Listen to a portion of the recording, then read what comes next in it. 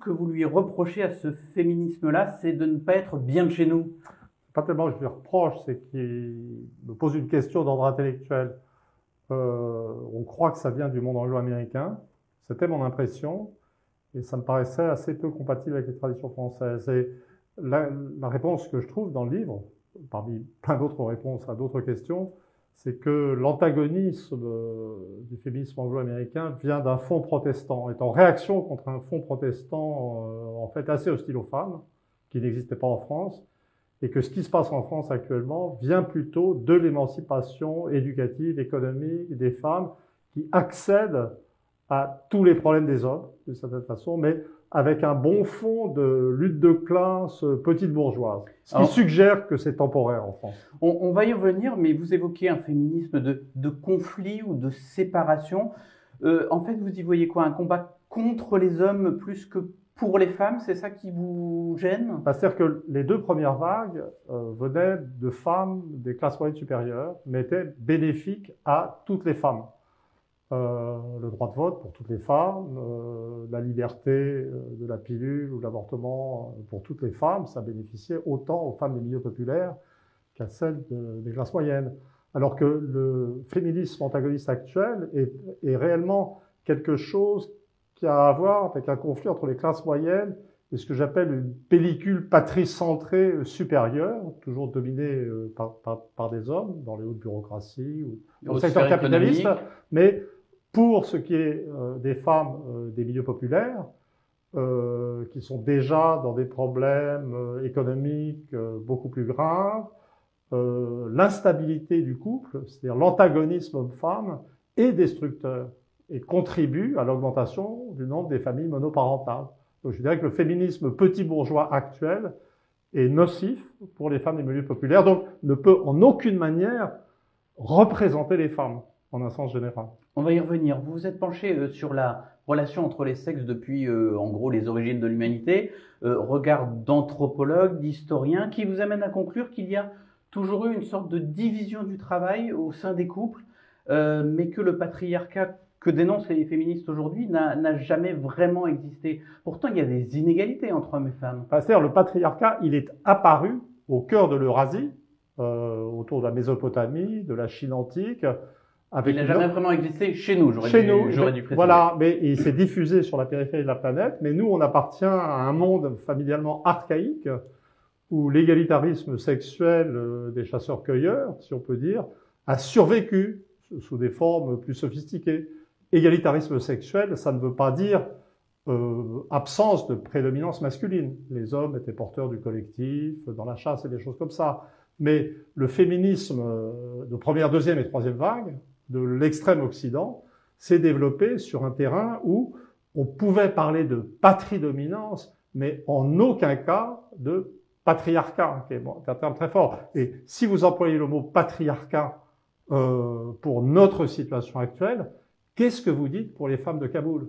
Vous voyez, où là, la famille a été transformée dans un sens abominable pour les femmes. Vous présentez le couple comme une sorte de dispositif de survie basé sur l'entraide entre les conjoints. D'autres, ils voient un système où l'homme enferme la femme, lui pose des limites. Est-ce que la vérité, elle n'est pas tout simplement entre les deux ou très différente d'un couple à l'autre? C'est-à-dire qu'elle a été entre les deux, je dirais, dans la phase d'extrême abondance qui a suivi les 30 Glorieuses. C'est vrai que les préoccupations matérielles sont passées au second plan, parce qu'on pensait que c'était arrivé sur le plan économique et que les problèmes fondamentaux des gens allaient être uniquement le perfectionnement individuel, la qualité des rapports émotionnels et des problèmes d'égalisation absolue des rapports entre les femmes. Mais maintenant, on est encore un peu dans cette période, on est toujours riche et on peut toujours poser ces questions, mais la réalité, c'est ce qu'ont montré la crise du Covid, après les Gilets jaunes, on est dans une phase de baisse du niveau de vie.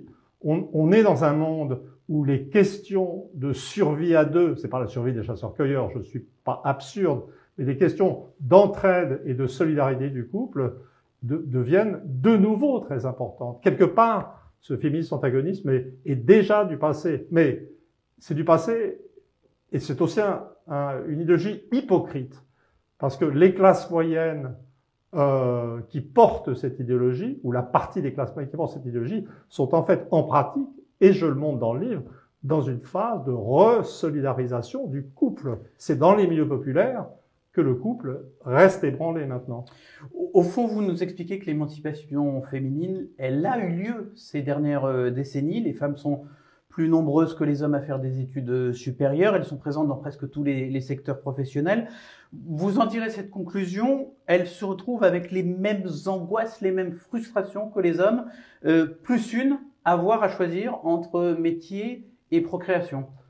Oui, c'est ça. Alors, je dirais que le choix entre métier et procréation, c'est presque une banalité que je rappelle, mais il y a des banalités qu'il faut rappeler. Mais cette idée, une fois qu'on a compris que c'est en 1968 que le nombre de filles qui ont eu plus le bac que les garçons, on voit que c'est un truc très ancien. Et quand on voit, et si on arrête, si on prend les femmes au sérieux, si on arrête de les penser uniquement comme des victimes, mais des acteurs de l'histoire plus avancés éducativement que les hommes, on voit qu'on peut appliquer des concepts de la sociologie de Durkheim, le concept d'anomie par exemple, qui décrit un état, je dirais, de frustration, d'incertitude sur ce qu'on peut attendre de la vie. Et donc, on arrive à cette conclusion qu'en plus du problème traditionnel lié à la maternité potentielle, les femmes accèdent finalement à tous les problèmes et à tous les défauts des hommes. Vous voyez, c'est pour ça que je suis assez surpris quand je suis critiqué par des féministes. Parce que finalement, mon bouquin permet de comprendre, entre autres, le rôle des femmes dans l'histoire récente, je veux dire dans l'histoire de la déchristianisation, dans l'histoire de la décomposition du système politique.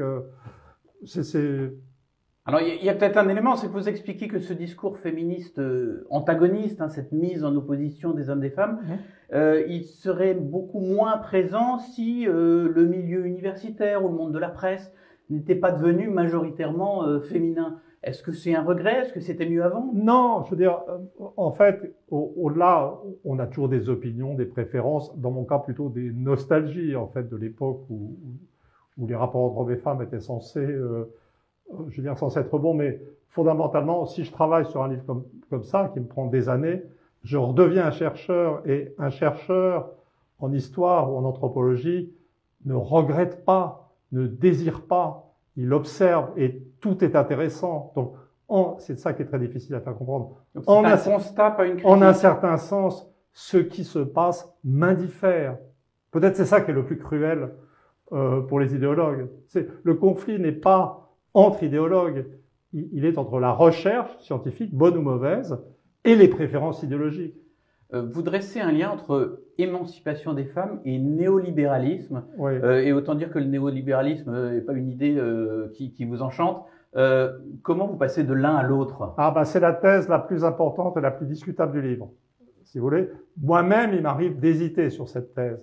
C'est-à-dire que quand on étudie les chasseurs-cueilleurs, on constate que les femmes, en gros, se chargent de la cueillette, parfois les hommes, mais surtout les femmes, et la chasse est toujours masculine. C'est discuté par les féministes sur la base de données totalement pourries. Mais cette chasse, ce qui est important, c'est que les produits de cette chasse sont divisés sur le groupe local et relèvent d'une distribution collective. Et que les femmes, les produits de la cueillette par les femmes restent sur la famille conjugale. Donc les femmes, dans la famille humaine originelle, sont porteuses de comportements individualistes, familiaux, et les hommes de comportements collectivistes. Et je me suis posé la question, c'est une hypothèse, mais je dirais une hypothèse forte, il y a deux phénomènes très très importants que nous sommes en train de vivre depuis des décennies, c'est-à-dire la pulvérisation individualiste des attitudes économiques et sociales, c'est pas juste économique, et puis l'émancipation des femmes.